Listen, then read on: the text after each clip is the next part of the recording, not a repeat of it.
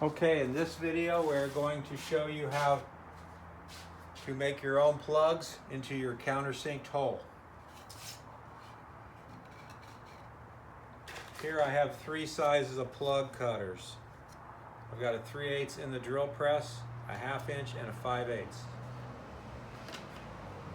Most of the time I use 3/8 plugs. It's the most common size that I use, and pretty much a lot of other people do. And that's compatible with my 3/8 countersink. So here I'm going to drill this hole deeper to accommodate the new plug that I'm going to make on the drill press. So here we go.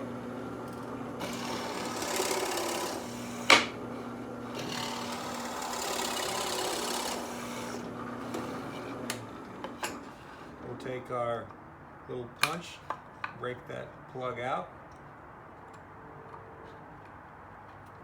Get it out of there. There we go. Put a little dab of glue in there.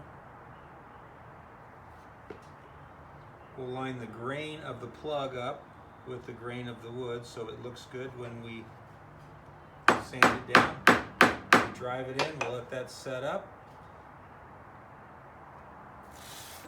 And there is your